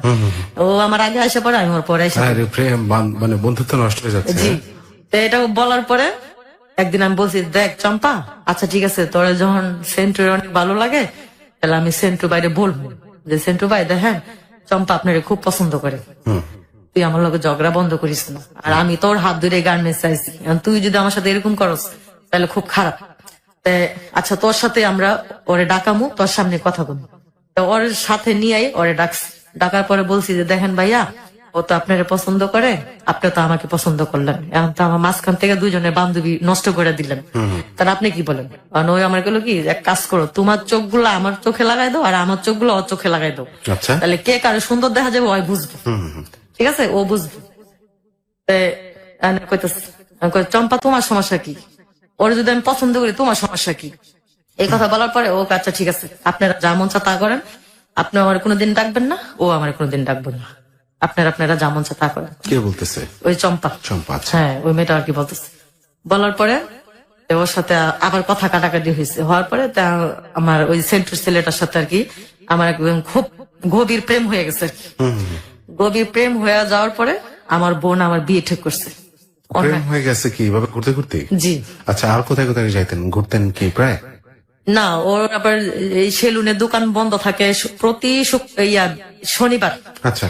প্রতি শনিবার ওর সেলুন বন্ধ থাকে হাফ বেলা। তখন ওই আমার বলতো যে দেখো আজকে তুমি অফিসে যাও না, নাহলে অফিসে যাও, নাহলে স্যারেরে বলে আয়সা পড়ো। তখন আমি বলতাম কি, দেখেন গার্মেন্টসে তো কোনোদিন চাকরি করেন নাই, তো যে গার্মেন্টসে চাকরি করে সে জানে যে গার্মেন্টসে চাকরি কত কষ্ট। একদিন না গেলে 200 টাকা হাতিরা কাটে। মানে এখন বর্তমানে 200 টাকা, তখনকার সময় ছিল মনে হয় 30 টাকা 40 টাকা এরকম। আর আমি যদি একদিন না যাই তাহলে হাজিরা বোনাসও কাটা যাবে আর ওভারটাইমও কাটা যাবে রাত 10টা পর্যন্ত। তারপর আমার বেতনও দিব না, গোড়ায় দিব। তা যখন আমার বোন ওরা জিজ্ঞেস করবো যে কিরে তুই তো অফিসে ঠিকই গেছস, তাহলে বেতন পাইলি না কে, এই বেতন কম পাইলি কে লিগা, তখন কি বলবো? এটা বলছি। তা ঠিক আছে, শুক্রবারে যখন গার্মেন্টস বন্ধ থাকে শুক্রবার দিন ঘুরতে যাবো না। তাহলে কয় শুক্রবার দিন তোমার বন্ধ থাকলে তো আমার দোকান বন্ধ থাকে শনিবারে, দুজনের দেখা সাক্ষাৎও হয় না, কথাবার্তাও হয় না। তাই না, আমি বলছি আচ্ছা ঠিক আছে। এরকম করতে করতে কতদিন অফিসে যাই নাই, না যাওয়ার কারণে। মানে শনিবারে? জি, না যাওয়ার কারণে শনিবার যদি শুক্রবার যদি বন্ধ থাকে, শনিবারে না গেলে ওই শনিবার শুক্রবার দুদিন অ্যাবসেন্ট করে দেয়, 2 দিনের টাকা কাটে। তাই উনি বলছে কি সিস্টেম এখন এগুলি হয়। হ্যাঁ এইগুলি তা বলার পরে ও বলছে কি যে দেখো প্রেম টেম করতে গেলে কিছু ছাড় দিতে হয়, কিছু পাইতে হইলে কিছু ছাড়তে হয়। তা উনি এটা বললো। তখন আমি বললাম কি দেখেন রাস্তা আমি ঘুরতে পারবো না, আমার ভাইরে সবাই চিনে, আমার বোনেরও সবাই চিনে, তারপর আমার বাড়ির সবাই বলবো যে দেখ সেরি বড় না হইতে হইতেই দেখো সেরি প্রেম ভালোবাসা শিক্ষা গেছে গা, তেমন পাকনা হয়ে গেছে গা। এমনি মানুষে বলে যে বাপ মা ছাড়া পোলা পাইন দুনিয়ার চালাক চতুর, তাই আমি ওরকম থাকতে চাই না। আচ্ছা, আপনার যখন খুব পছন্দ আমার, তাহলে আপনি দেশে থেকে আপনার বাবা মা নিয়ে আসেন, বাবা মা নিয়ে আসেন, ভাই বোন নিয়ে আসেন। মানে উনি আমার বলতেছে যে না, আমি বাবা মা আনবো না, আমার ভাই বোন আনবো না, আমি নিজেরা আমরা বিয়ে করবো। তারপর আমি বলতেছি যে নিজেরা যদি বিয়ে করেন তাহলে কিন্তু আপনি কিছু পাইবেন না, কিছু পাইবেন না। আর যদি আমার ভাই বোন নিয়ে যদি আপনি বিয়ে করেন, আর আপনার বাবা মা নিয়ে যদি বিয়ে করেন, তাহলে যদি কিছু চাওয়া পাওয়া থাকে তাহলে আপনি কিছু পাইবেন। আর যে একা একা বিয়ে করলে কিছুই পাইবেন না, আর আমার বোনে অনেক কষ্ট পাইব। বাকি আমার যে একটা মানে দোষ আছে, ওই দোষটা শুনলে তো তুমি আমার সাথে মিশবা না। আচ্ছা, তখন আমি তখন আমার সাথে ওনার সাথে খুব প্রেম, খুব একেবারে বেশি আর কি প্রেম। আচ্ছা। ওনারা ছাড়া আমি থাকতে পারি না, আমার ছাড়া উনি থাকতে আর পারেন না। প্রেমটা হচ্ছে কি, কথা কি ফোন টোন ছিল না নাকি না এমনি দেখা হইতো? না, ফোন ছিল না। আচ্ছা, শুধু ওই যে সকালবেলা অফিসে যাওয়ার সময় আসতো, আর দুপুর বেলা এসে কিছু কেনাকাটা দিয়ে যেত, আচার টাচার এগুলা কিনা দিয়ে যেত। আর বিকাল বেলা যখন ছুটি হইতো, বিকাল 5টা থেকে রাত 10টা পর্যন্ত দাঁড়ায় থাকতো যে গার্মেন্টস কখন ছুটি হইব। দারোয়ানেরা জিজ্ঞেস করতো, বলতো যে 8টায় ছুটি হইব, নাহলে 10টায় হইব। আসা যাওয়ার উপরেই থাকতো আর কি। আচ্ছা, এই এরকম প্রায় 8-9 মাস চলছে। 8-9 মাস চলার পরে ওর আবার একটা বন্ধু আছে, বিদেশ চলে যাবে সিঙ্গাপুর। ওরে আবার আমার কথা বলছে, বলার পরে ওই বলছে কি তাহলে একটু দেখাইস। রাত 12টা 11:30 বাজে, তখন ওর বন্ধু আর কি আজকে ফ্ল্যাট চলে যাবো, তা আমার দেখাইতেছে। তখন আমরা ঘুমায় পড়ছি। কিভাবে যাবো, তখন আমার আরেকটা বান্ধবী ছিল রীতা, ওরা এসে বলতেছে, রীতা নাসিমার একটু ডাক দাও না। তাকে আমি যাইতে পারবো না, ওর যে বোন অনেক বকা দিব, কারণ আমার একটা বন্ধু বিদেশ চলে যাবো, তো ওর একটু দেখবো। এই কথা বলার পরে কেউ আমার ডাকছে, আমার বইনে কইছে, কে রে? পাখি রত্নাপা, আমি একটু নাসিমার একটু দরকার। তাই আমার বইনে ডাকিয়া দিছে। ও আমার বলতেছে কি, সেন্টু ভাই আইছে, তোর লগে দেখা করবো। আমি কইছি যে আমি এত রাত্রে কেমনে যাবো ওখানে? পরে বলতেছে যে যা, কে বলে আইছে, বিদেশ চলে যাবো, তোরে দেখবো। তখন আমি কই যাবো যখন, আচ্ছা ঠিক আছে, তাহলে গেটের বাইরে বাথরুমের কথা কইয়া আইসি। আমার আপারে বলছি যে বড়পা, আমি বাথরুমে যাইতাছি, একটু দেরি হইতে পারে। এই কথা বললে আয়সা গেটের সামনে আয়সা ওই ছেলেটার সাথে কথাবার্তা বললাম, দেখা সাক্ষাৎ হলো। তাকে ও কিন্তু খুব ভালো ছেলে, আর আপনি কষ্ট দেন না, আর ও আপনার খুব পছন্দ করে। আর আমি যাইতাছি গা, যদি আল্লাহ বাঁচায় রাখে তাহলে আবার দেখা হইব। আয়সা দেখি যেন আপনাদের বিয়ে হয়েছে, এটা বইলা ও গেছে যে দোয়া করেন। আমি আচ্ছা ঠিক আছে, এই কথা বইলা গেছে। যাওয়ার পরে আবার যখন সকালে অফিসে যেতেছি, বললো দেখো নাসিমা, 8-9 মাস হয়ে গেছে আমরা ঘুরতেছি, ঘোরাফেরা না কইরা চলো আমরা সংসারী হয়ে যাই। তখন আমি বলতেছি, আপনি কয় টাকা ইনকাম করেন? আপনি ঢাকা শহরে ঘর ভাড়া দিয়া আপনি বউ নিয়ে থাকতে পারবেন? পরে কয় কি, দেখো তুমি তো গার্মেন্টসে কাজ করো, আমিও তোকে কাজ করি, কাজ করো, দুজনে মিলে একসাথে চলাফেরা করি।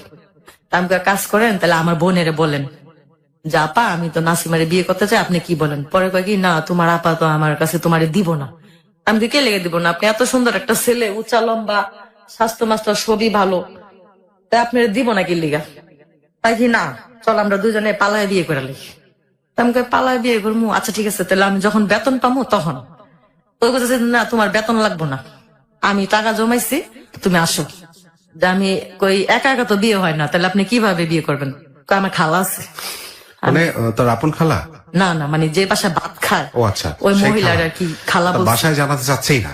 না আচ্ছা, না, জানাতে চাচ্ছে না। ওই যে ওনার ভিতরে যে একটু সমস্যা আছে। কি সমস্যা? ওই যে উনি যে হিন্দু। ও আচ্ছা, এটা আপনি জানতেন না? ওইটা তখনই জানতাম না। ও, আপনিও জানতেন না? না, এই জন্য তো আমি যে বারবার বলতেছি যে আমার বোনের সাথে আলাপ করেন, আমার আপনার বাবা মা নিয়ে আসেন। তারপর উনি আমার বলতেছে না যে আমি হিন্দু কিংবা তুমি মুসলমান।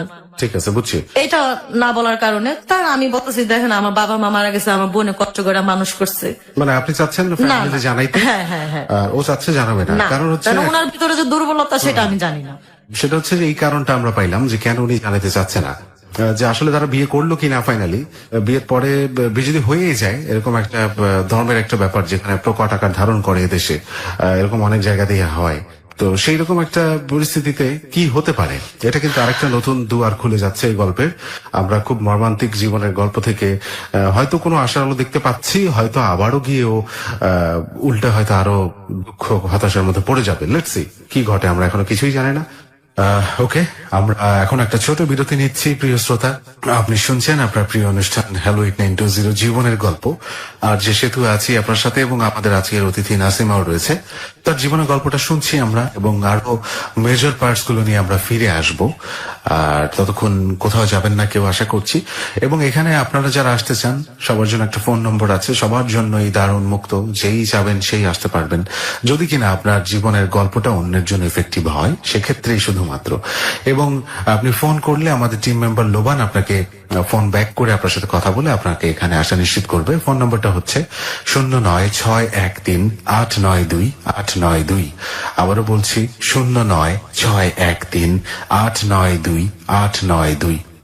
অনেকেই হয়তো ফোন করেন, অনেকেই আমরা আস্তে আস্তে করে ফোন করে একটা সিরিয়াল মেনটেন করতে হয়। অনেকেরই ফিডব্যাক থাকে যে কেন ফোন করা হয় না। এগুলো আমি পার্সোনালি আমার ফেসবুক মেসেঞ্জারে পাই। সেখানে আপনারা লিখতে পারেন। অ্যাড্রেস হচ্ছে facebook.com/hetu.abcradio।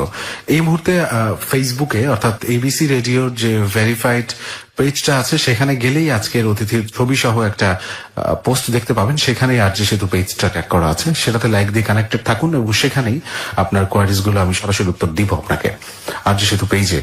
আর আজকের পোস্টটা অনেক বেশি বেশি শেয়ার করুন, যাতে করে আপনার আশেপাশের সবাই, আপনার ফেসবুকের ফ্রেন্ডসরা জানতে পারে এবং এই শোটা শুনতে পারে। অনেক কমেন্ট করুন, সেগুলো পড়া হবে আই হোপ। তো ছোট একটা বিরতি নিচ্ছি। শুনছেন হ্যালো 8920 জীবনের গল্প। আরজে সেতু আছে এবং নাসিমাকে নিয়ে ফিরছি ঠিক একটু পরেই। হ্যালো 8920, হ্যালো 8920 জীবনের গল্প। প্রিয় শ্রোতা, আবারও স্বাগত জানাচ্ছি সবাইকে হ্যালো 8920 জীবনের গল্পে। আমি আরজে সেতু আছি এবং নাসিমাও আছে। নাসিমার জীবনের গল্পটায় আমরা যেখানে বিরতি নিয়েছিলাম ঠিক সেখান থেকেই ফিরবো, বাট তার আগে ফোন নম্বরটা আপনাকে বলছি, যেখানে ফোন করলে আপনি এই অনুষ্ঠানে আসতে পারবেন, বলতে পারবেন আপনার জীবনের গল্প। নম্বরটা হচ্ছে 09613892। আবারও বলছি, লিখেও রাখতে পারেন আপনি 09613892। আর আরজি সেতু নামে একটা পেজ আছে, যেটা ট্যাগ করা রয়েছে এবিসি রেডিও 89.2 FM এর ফেসবুক পেজে এই মুহূর্তে। সেখানে গেলে নাসিমার ছবি সহ একটা পোস্ট আছে, সেখানে আরজি সেতু পেজটা ট্যাগ করা আছে। এবং এই পোস্টে অনেক বেশি কমেন্ট করুন, তারপরে হচ্ছে পোস্টটা শেয়ার করুন, যাতে অন্যান্যরা জানতে পারে এবং অনুষ্ঠানটা শুনে আমাদের রেডিও স্টেশনের সাথে যুক্ত থাকতে পারে। ওকে, ফিরছি। আপনি যেখানে ছিলেন, যে আপনাকে বিয়ের জন্য বলছিল বারবার 8-9 মাস প্রেমের পরে, এবং তখনও বলেনি যে ও হচ্ছে হিন্দু ধর্মের অনুসারী এবং আপনি মুসলিম। যেটা একটা বিয়ে করতে গেলে, বিবাহ বন্ধনে আবদ্ধ হতে গেলে বাংলাদেশের মতো অনেক দেশেই হয়তো এই সমস্যাটা প্রকট হয়ে দাঁড়ায়। রিলিজিয়ন একটা বড় সমস্যা। সেখানে আপনারা কি করলেন? তারপর থেকে শুরু করুন। তখন আমি বলতেছি, দেখেন এখন তো আমি বেতন পাই নাই, বেতন পেলে উনি বলতেছে যে না, বেতন পাওয়া লাগবো না, আমার কাছে টাকা আছে, আমি জমাইছি, আমি তোমার কাজ অফিসে নিয়ে বিয়ে করবো। পরে আমি কি দেখেন, একা একা তো বিয়ে হয় না, সাক্ষী লাগে, লোক লাগে। আমার খালা আছে। আমি কই কেমন খালা? আমি যে খালার বাসায় ভাত খাই, ওই খালা আমারে বলছে যে তুই নিয়ে আহিস, সমস্যা নেই, আমরা দিব। তাহলে আমার ওই বান্ধবীর সাথে আমি আবার মিশার পরে বললাম কি, চম্পা সেন্টু আমার এগুলা বলে, এখন তুই কি করছ? হয়তো বলে সবকিছু যখন হয়ে গেছে, প্রেম টেম হয়ে গেছে, তখন আর বাদ রাখবা কি দিঘা, যা বয়া পর। আমি কই কি তুই একটু আমার লগে চলিস? হ্যাঁ ভাই, আচ্ছা ঠিক আছে। আমি আর ও গেছি ওর সাথে। ও একটা সিএনজি ভাড়া করে নিয়ে এসছে। নিয়ে আসার পরে ও আমারে নিয়ে গেছে আরামবাগ, নিয়েছে আরামবাগ ওর খালার বাসায় নিয়েছে। ওর খালার আইনা বলতেছে যে খালা, আজকে আমি ওরে বিয়ে করবো, তুমি সবকিছু রেডি করো। তখন ওর খালাই কইলো যে ওর কি বাপ মা নাই? কইছে যে বাপ মা মারা গেছে, ওর বোন আছে, ভাই আছে। কইছে ভাই আছে, বোন আছে। ওই খালাটা কিন্তু জানতো যে ও হিন্দু। তারপর ওই খালাটা আমার বলেনি। আচ্ছা, বলতেছে যে ওর বোন আছে, ভাই আছে, তুই হ্যাঁ কাছে কি না, কোয়া লাগবে না, আমরা নিজেরাই বিয়ে করবো। তেমন কথা তো না। আমি কইতাছি কি, আল্লাহ, আমার বাপ মারা গেল, মা মারা গেল, বোনে এত পাইলা দিলা বড় করলো, মানে আমার খুব চিন্তা হইতেছে এই কাজটা আমি করবো, এটা আমার বোন না অনেক কষ্ট পাইবো। আচ্ছা, এই কাজটা আমি করবো। আমি হ্যাঁ মানে এত অনুরোধ করছি, করার পরে উনি বলতেছে দেখো তুমি কি আমার ভালোবাসো নাই? আমি হ্যাঁ বাসছি, এখনো বাসি, আমি তো না করি নাই। যদি তোমার বোন যদি না শিকার আহে, আমি না শিকার এলে তখন আমরা পালাই বিয়ে করবো, এখন দরকার নেই। পরে উনি কইতাছে দেখো আমি সবাই কয়ে লেছি, আমার বন্ধু বান্ধব সবাই আইতাছে, আবার তুমিও তোমার বান্ধবীরে বলছো, তুমি এখন আবার না করতেছো কে? চলো থাক, ওই বিয়ে হয়ে গেলে পরে ঠিক হয়ে যাবো এরকম কথা। তারপরে ওই খালার মেয়েরে নিয়ে উনি মার্কেটে গেছে। মার্কেটে গেছে, এই শাড়ি ছায়া ব্লাউজ এগুলো নিয়ে আসলো, কিছু রান্না বান্না করলো। তারপরে আমার বান্ধবীর নিয়ে আমি অনেক কাঁদতাছি। আমি কই কি দেশ চিনি না, বাড়ি চিনি না, একটা পোলার সাথে রাস্তায় পরিচয়, এতে সম্পর্ক হয়ে গেল, এখন আমি তার সাথে আবার বিয়ে বসে যাবো। আচ্ছা, এই জিনিসটা খুব খারাপ দেখা যায় না চম্পা?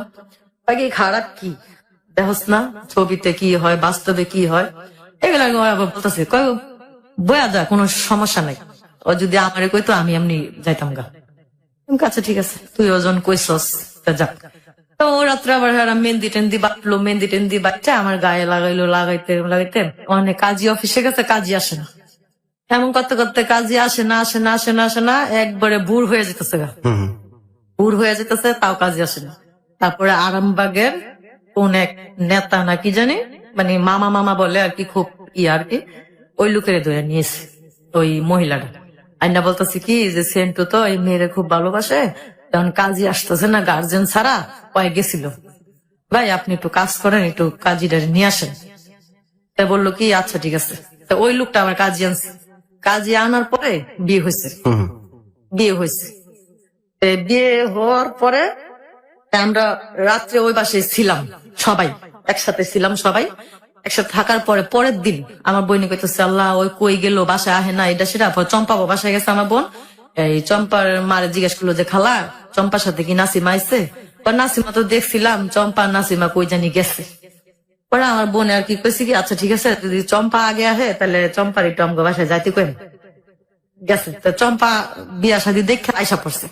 আয়সা পড়লে আমি কই কি চম্পা তুই এটা আমার বোনের কইস, আমার বোনের যেন আমরা না খোঁজে, তুই কইস নাসিমা যে ছেলেকে ভালোবাসতো ওই ছেলের সাথে ওর বিয়ে হয়ে গেছে গা, তুই একটু কইস। হ্যাঁ কই আচ্ছা। তেমন কত কথা আমার বইনে কইছে, চম্পা আমার বোনের কইছে যে রত্না পা নাসিমারে খুঁজছেন না, নাসিমা একটা ছেলের ভালোবাসতো ওই ছেলের সাথে বিয়ে হয়েছে। তা আমার বোন আবার চম্পার বাসায় আইসা অনেক গালাগালি করছে চম্পারে, চম্পার মারে অনেক। আমার বোন এরকম ছিল না, আপনার মেয়ের সাথে চইলা এরকম হয়েছে, এটা সেটা, মানে দুনিয়ার কথা কইছে। তারপরে অনেক ঝগড়াঝাটিও হয়েছে।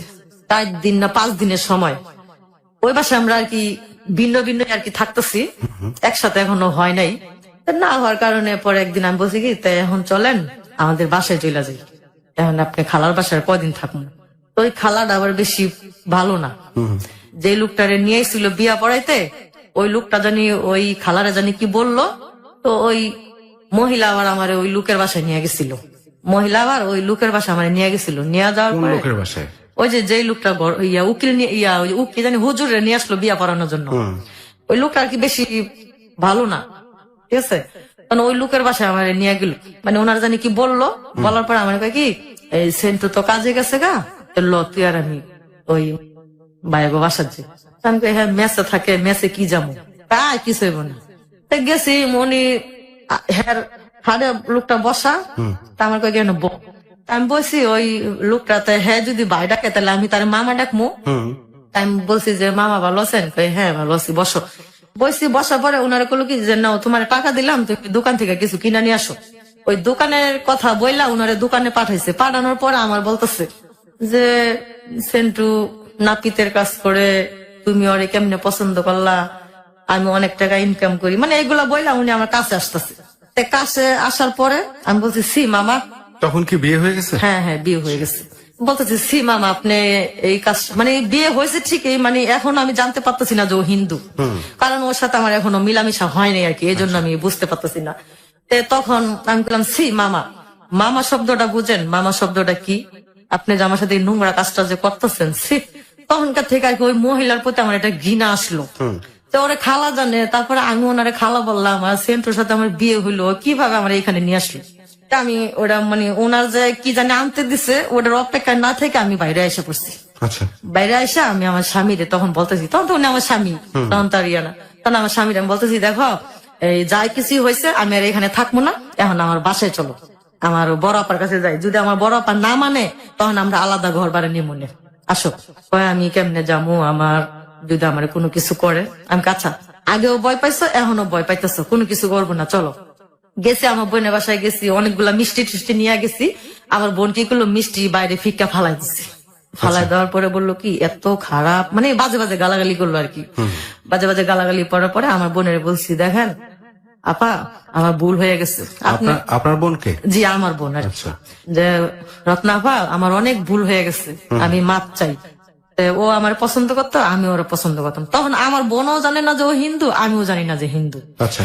এটা বলছি, বলার পরে আমার বোন কইতেছে যে না তোকে এই ঘরে কোনো জায়গা নেই, তার কই থাকবি যা থাকবে, আমার ঘরে জায়গা নেই। পরে আমি কি করলাম, তা আমার জামাই এখন আমার বলতেছে যে এখন কি করবো, এক কাজ করো, আমরা বাসা বুক ঘর ভাড়া নেই, আসো। তো গেছি গা, তা বাসা বুক যায়া বাসা বুক হলের সাথে ঘর খুঁজা পাইছি। ঘর খুঁজা পাওয়ার পরে ওখানে তো হাড়ি পাতিল বিছনা টিছনা কিছুই নাই। তো ও আবার কাজ কইরা একটা ভাতের পাতিলা তরকারি পাতিলা মানে চলার মতো আর কি কিছু নিয়ে আসলো। নিয়ে আসার পরে যখন আর কি এখন আমরা দুইজন একসাথে থাকবো আর কি, এক ঘর নিছি, এখন যখন দুইজন একসাথে থাকবো, এখন আর কি উনি আমারে চিনবো, আমি ওনারে চিনবো, এই আর কি। আর এই কয়দিন আমরা মানে এভাবেই ছিলাম আর কি। তো এখন যখন একসাথে রান্না বান্না করছি, খাওয়া দাওয়া হয়েছে, এখন আমরা যখন মানে শুইতে গেছি, তখন ও আমারে বলতেছে দেখো নাসিমা আমার দুইটা হাত ধরছে। দুইটা হাত ধরার পরে ও আমার বলতেছে নাসিমা আমি তোমার একটা কথা বলি, তুমি কষ্ট পাও না। আমি কই কি কষ্ট বলেন? কয় তুমি কথাটা শুনলে অনেক কষ্ট পাইবা। আমি কই কি কথা বলেন আপনি, শুনি, কোনো সমস্যা নাই বলেন।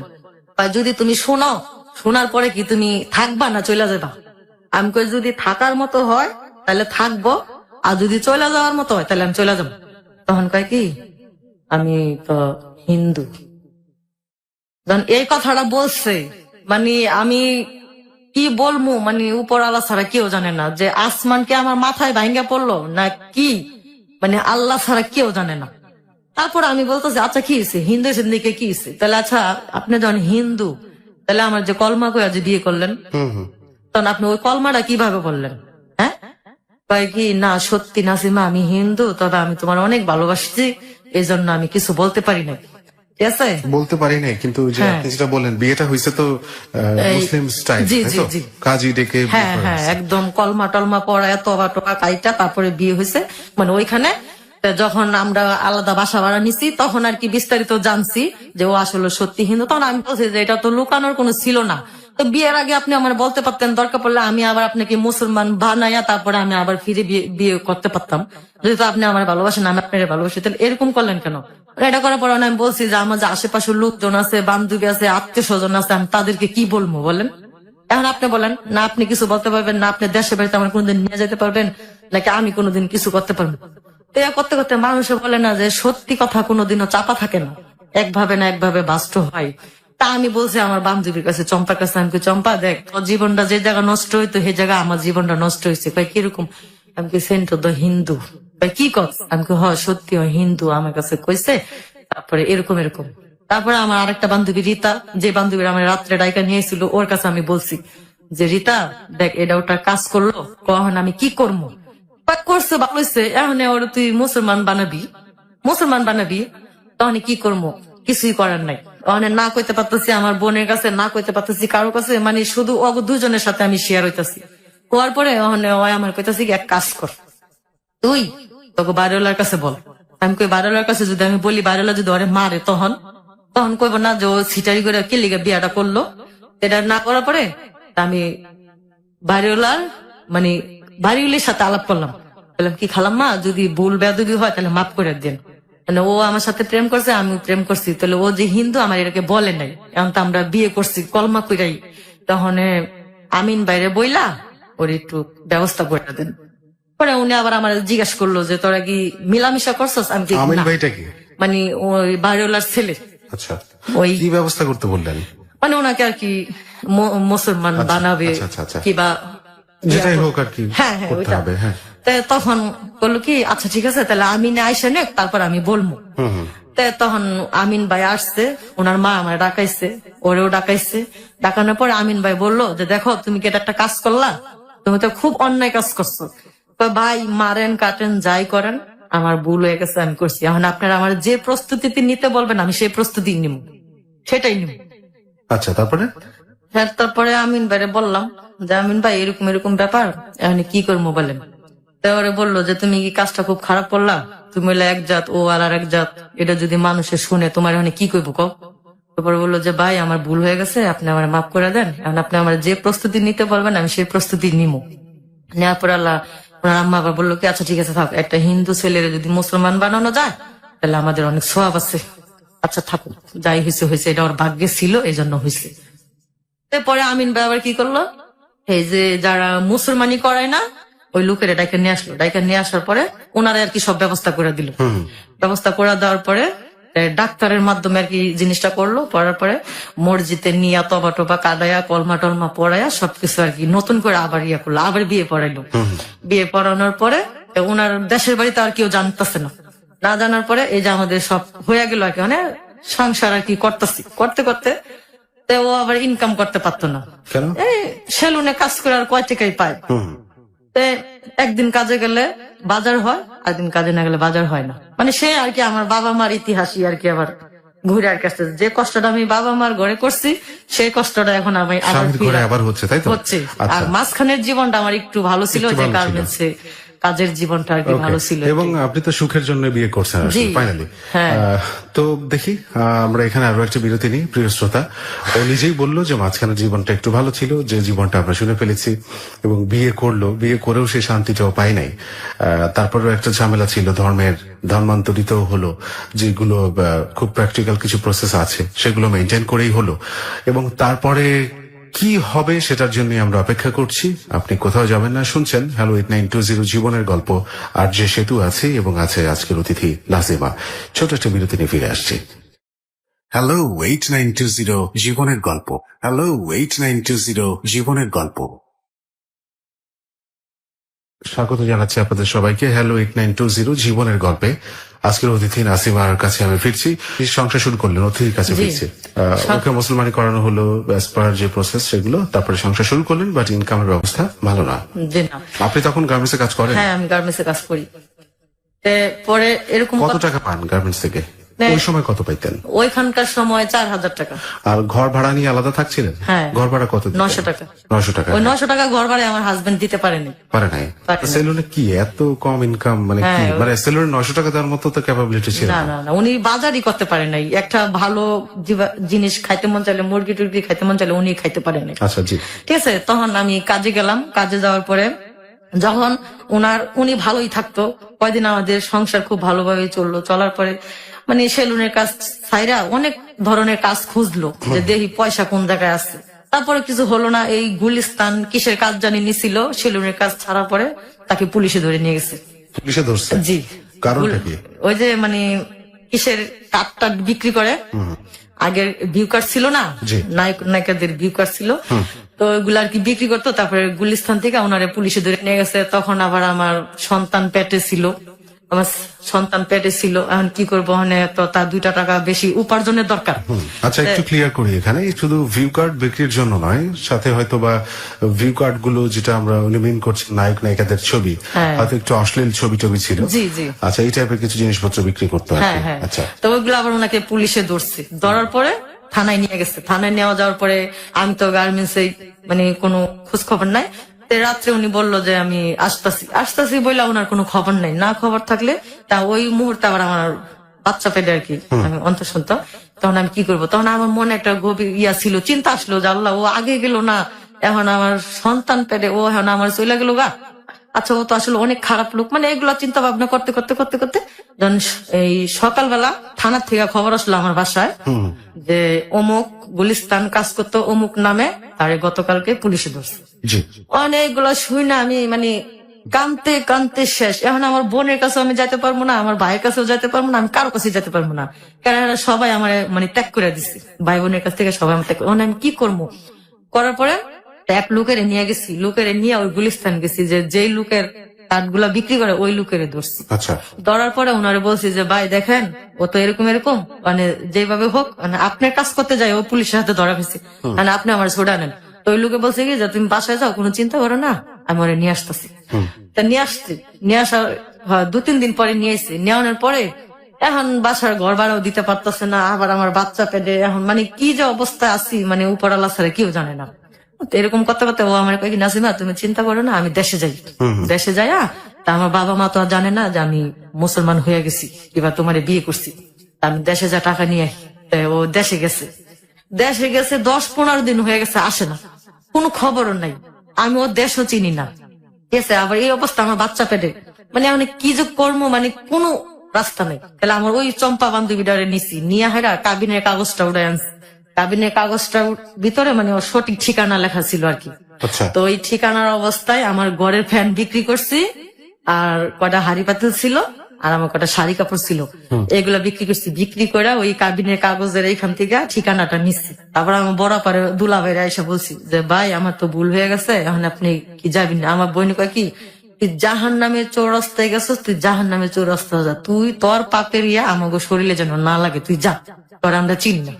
এই কথা কয়া তারপর আমার দুলাভাইরে কইছি, আচ্ছা আমি অচেনা গ্রামে যাইতেছি, যেহেতু আমি অন্যায় করছি, আমার ইয়াটা আমি খুঁজে বাইর করবো, কারো লাগবো না। তা আমার বান্ধবীর না, এর আগে ওর একটা বন্ধুরে পাঠাইছি।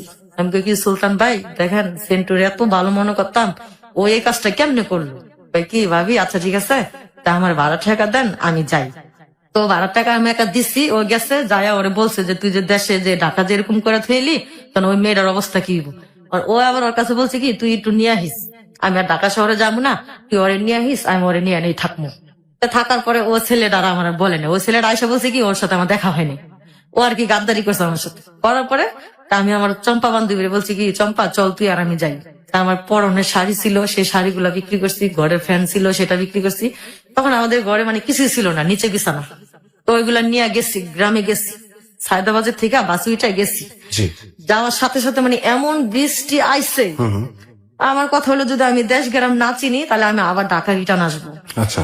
মানে এরকম অবস্থা, এরকম বৃষ্টি আসলো, নাই নাই নাই, পরে যাক আল্লাহ কি হুকুম, বাজারে বলে ওর দোকান ছিল, ওর বাবার নাম বলছি, সবাই চিনছে। চিনার পরে বলছে কি হ্যাঁ যে অমুকের পোলা অমুক এখানে ছিল, আছে।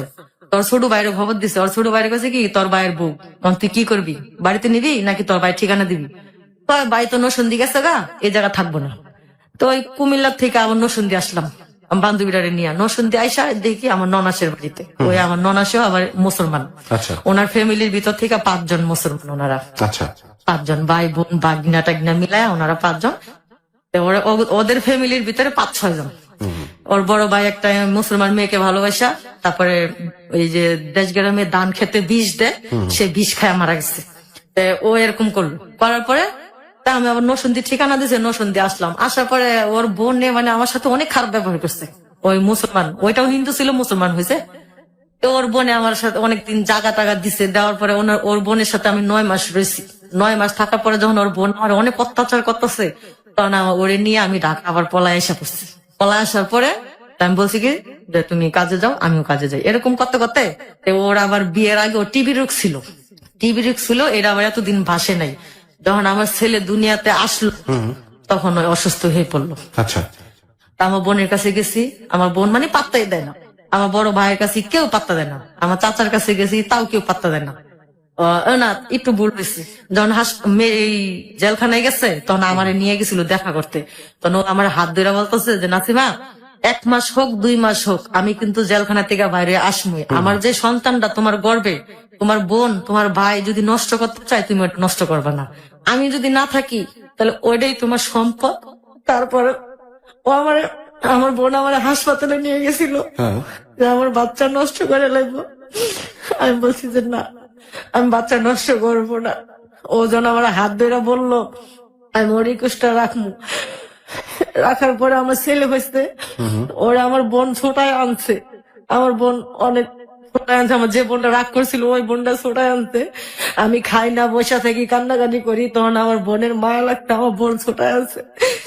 আনার পর যখন আমার ছেলে পৃথিবীতে আসলো তখন আমার স্বামী অসুস্থ হয়ে পড়লো। ওই টিভি রোগটাই মানে আবার জাগতে তারপর ওর মা বাবা আবার শুনছে যে মুসলমান মেয়ে বিয়ে করছে, ওরা দেশে নিয়ে অনেক অত্যাচার করছে, অনেক মারধর করছে। তারপরে আমি ওদের গ্রামে গেছি, ও হিন্দু বাড়িতে আমিও ঢুকছি, ঢুকার পরে আমারও বাড়িতে ঢুকতে দেয় নাই।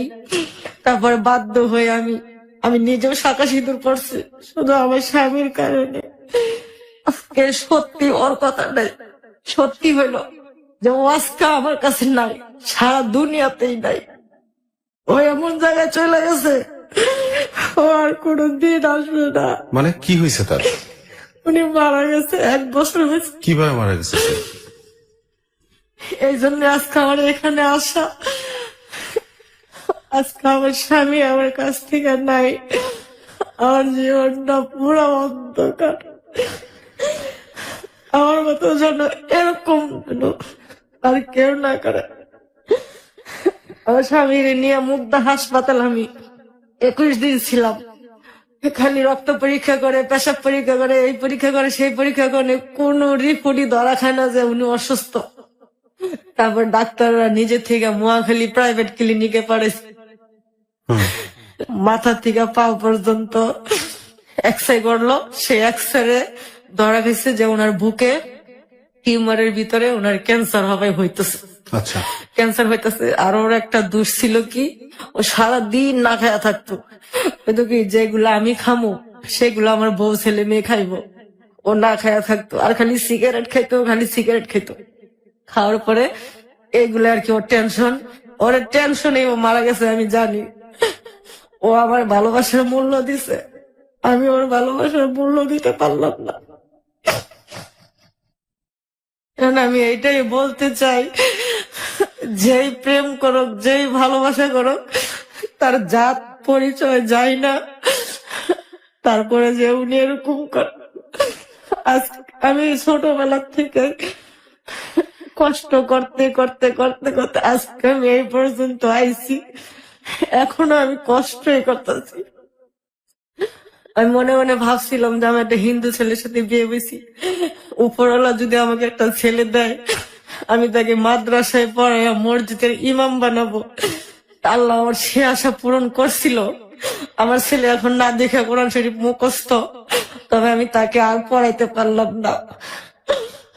আমার ছেলের আমি বলছি যে বাবা তুমি পড়ো মাদ্রাসায়, আমার যতটুক চেষ্টা আমি অতটুক করে যাবো। আমার ছেলে আমার জাবরায়া ধইরা বলে যে মা তুমি অনেক কষ্ট করছো, আর কষ্ট করা লাগবে না, আমার তুমি কাজে লাগাই দাও, আমি কাজ করি। আমার ছেলের চেহারা আর ওর বাবার চেহারা একদম এক। আমার ছেলের দিকে আমি এখনো তাকাইও না, খেলে আমার ছেলের দিকে তাকালে আমার স্বামীর কথা আমার মনে হয়। আপনার ছেলের বয়স কত? আমার ছেলের বয়স এখন 13 শেষ, 13 শেষে 14তে আর বিয়ে করছেন কত সালে আপনারা? আমার বিয়ের কয়েকদিন পরে 2000 সাল আসলো। আচ্ছা, তার মানে আপনারা 15-16 বছর সংসার করছেন, তাই তো? হ্যাঁ, আমার 16.5 বছর সংসার করছি। আচ্ছা, উনি যখন জেল থেকে বের হলো তারপরে অসুস্থ হইলো, মারা তো গেছে কত বছর? জি, গত রোজা 4 দিন আগে মারা গেছে। গত রোজার 4 4 দিন দিন আগে মারা গেছে, মে মাসে 16 তারিখে। মে মাসের 16 তারিখে? 16 তারিখে। তাহলে তো 1 বছরও হয় নাই।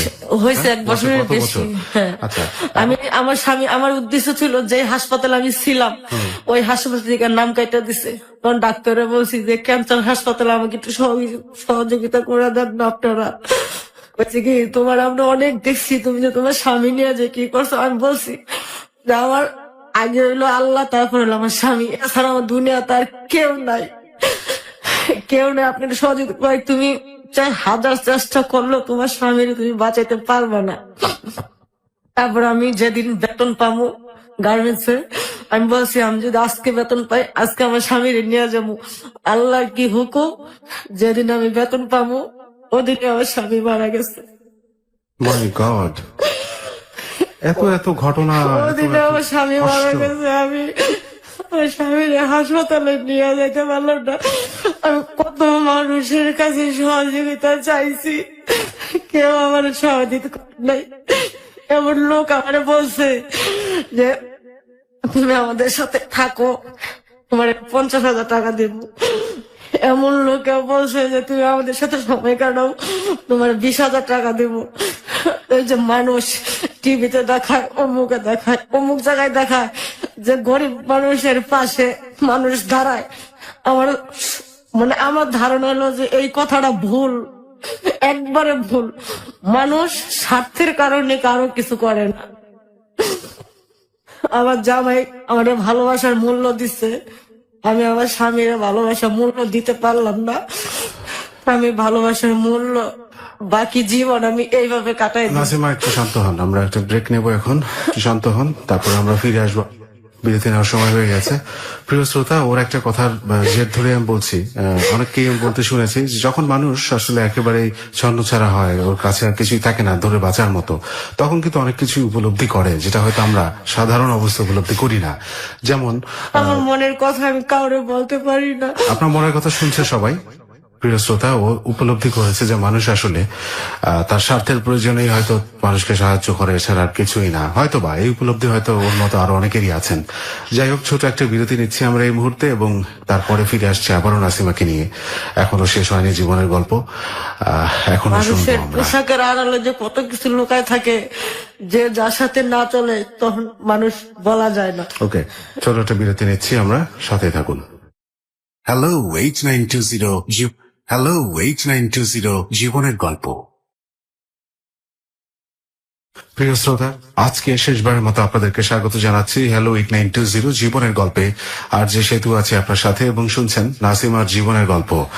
আমরা যেখানে বিরতি নিয়েছিলাম, কান্নায় ভগ্ন একটা মানুষ এখনো কাঁদছেও, আমরা ওর কান্নার শব্দ পাচ্ছি, আমি পাচ্ছি স্টুডিওতে।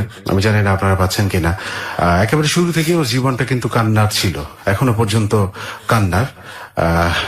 এই কান্নার জীবনটা থেকেও বের হয়ে আসুক। যাই হোক, এটা আমরা, আমার মতো আপনারা সবাই চান, আমি জানি। যাই হোক, আমার শুভকামনা এবং আপনাদের দোয়া ওর সাথে থাকবে, আমি জানি। কিন্তু এখনো গল্পটা শেষ হয়নি, আমরা শুনবো। ওর ছেলের কথা বলছিল, এবং ও বারবার একটা কথা বলছে যে আমার স্বামী আমাকে মূল্য দিয়েছে তার ভালোবাসার, বাট আমি পারিনি। কিন্তু কেন কেন বলছেন আপনি? আমার স্বামী আমার ভালোবাসার মূল্য দিচ্ছে, কারণ ওনার বাবা মা যখন জানছে যে মুসলমান মেয়ে বিয়ে করছে, তখন ওনাকে টাকা দিছিল, পাসপোর্ট করে দিছে উনি যেন ইন্ডিয়া চলে যায়। উনি ওই টাকাগুলো নিয়ে এখানে আইসে, এখানে আইসা আমার নিয়ে সুন্দরভাবে রয়েছে, খাইছে, চলাফেরা করছে। অথচ আমার স্বামীর এত বড় একটা অসুখ হইলো, কোন মানুষ আমার স্বামীর পাশে আইসা দাঁড়ায় নাই।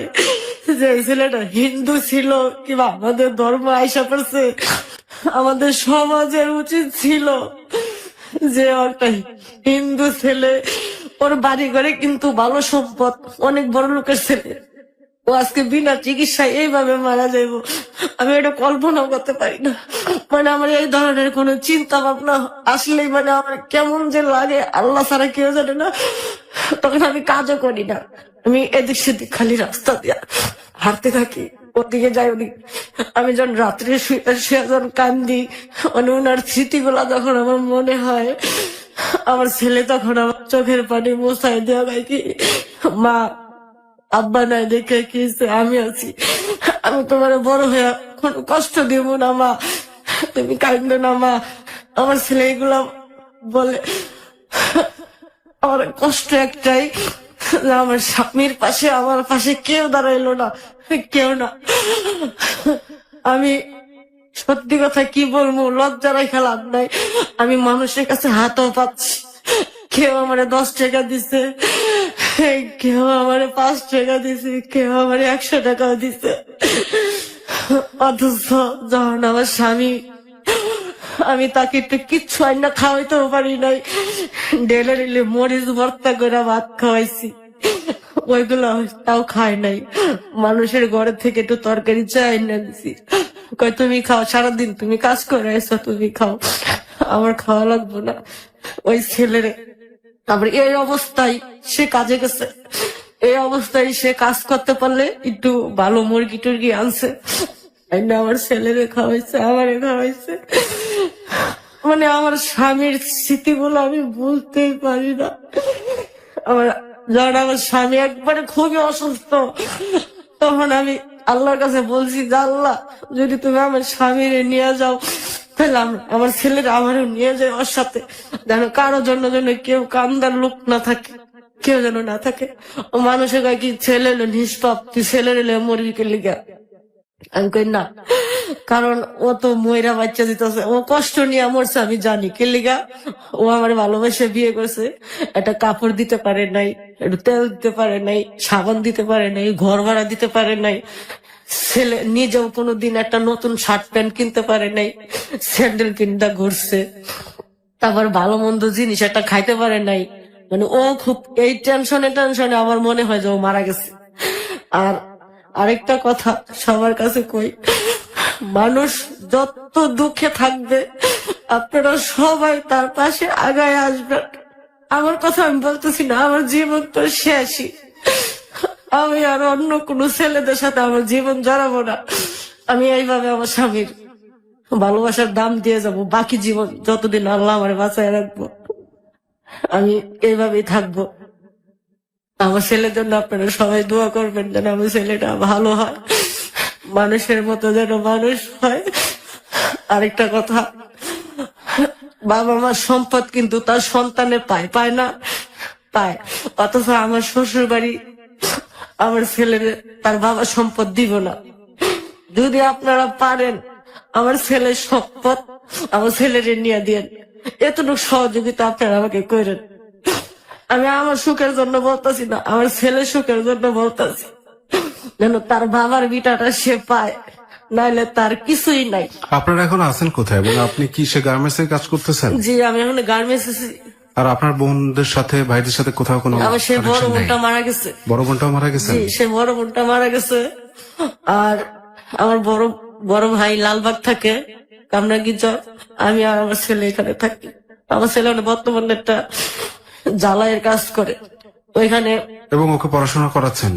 না, পড়াশোনা ছাইরা দিছে তো। ছেড়ে দিছে? জি, মাদ্রাসায় কোরআনের হাফেজ না দেখা কোরআন শরীফ মুখস্থ ছিল, বলতে পারে। এখন আর কি পাগড়ি নিত।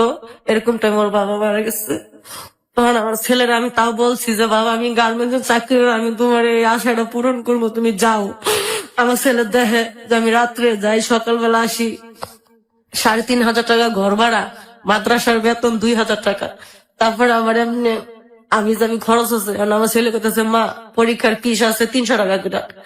মা তুমি তো পারবা না, আমি কাজে ঢুকে যাই, তুমি যতটুক চেষ্টা করার চেষ্টা তো করছোই, আল্লাহ তো দেখছে। গার্মেন্টস এ কত বেতন পান আপনি? আমার গার্মেন্টসে 7,500 টাকা বেতন। আচ্ছা। আর যদি ওভার টাইম করি তাহলে 8,000-9,000 টাকা পড়ে। 8,000-9,000 টাকা পড়লে মানে একদম খাইয়া খুঁয়া সমান সমান। আচ্ছা। এটাই আর কি, আর কোনো কিছু না। আর আমার ছেলে বলতেছে যে মা আমি কাজ করি, আমার পড়ালেখা লাগবো না, আল্লাহ আমার ভাগ্যে লেখে নাই, ঠিক আছে আমি কাজ করি, তুমি আমার বাধা দিও না। তবে আমি আমার ছেলের দিকে মানে তাকাইতে পারি না। আমার জন্য আমার ছেলের জীবনটা নষ্ট। আমার জন্য আমার স্বামীরা সারা পৃথিবী ছাইরা গেল গা। আপনাদের কাছে এতটুকু অনুরোধ, আমার ছেলের যেন তার বাবার সম্পদটা যেন ফিরা পায়, এতটুকু ব্যবস্থা আপনারা করে দিন। ওরাও স্বীকার যাইতেছে যে সম্পদ পাইবো না। আচ্ছা, ওরা কি বলছে, দিবে না? না, ওরা বলছে যে ও নাকি সম্পত্তি বিক্রি করে গেছে। তো ও যদি বিক্রি করে যেত তো ওকে আমাদেরকে কোনোদিন বলতো না। না, এখন যদি আমরা দেশে যেতে চাই, আমাকে দেশে যাইতে না করে, আচ্ছা, হুমকি দেয়। তারপরে যদি ফোন দেয়, ফোনও ধরে না। এই ফোন ধরে না। তারপরে 3-4 বার ফোন দেওয়ার পরে ধরছে। আমার ছেলে ফোনে বলছে যে কাকা আমার একটা কাজ জোগাড় করে দেন না, বলছে এই নাম্বার আর কখনোই ফোন দিবা না, এটা বইলা রেখে দিচ্ছে। আচ্ছা, এটা তো না বলে অন্তত এতটুকু বলতে পারতো সে একটা কাজ চাইছিল। আচ্ছা, এটা তো সাধারণ একটা মানবিকতা। আত্মীয় স্বজনের এই অ্যাটিটিউড গুলো আসলে মানে আশার উপরে বা আশার অতীত বা এগুলো কেউ আশা করে না। অ্যাটলিস্ট একটা কাজের সংস্থান করে দেওয়া যেত। আমি মানে একটা এক্সাম্পল দিচ্ছি, এরকম সহস্র ঘটনা ঘটে এদেশে, ঘটতেই থাকে। মানুষ আসলে কেন জানি সবকিছু চাপে মানে হিউম্যানিটিটাকে লস করে ফেলেছে তাদের জীবন থেকে। যাই হোক, এখন আপনি আছেন আপনার ছেলেটাকে নিয়ে, ওকে পড়াশোনা করাতেও পারলেন না এবং আপনার ইচ্ছা ছিল যে ওকে হাফেজ তো বানাইছেন। জি, অসাধারণ একটা ব্যাপার যে এত কষ্টের পরেও এরকম একজন অসাধারণ শিক্ষা। আমার আশা ছিল যে আমার ছেলের আমি পাগড়ি পরাবো, ওই আশা তো উপরওয়ালা আমার পূরণ করে নাই।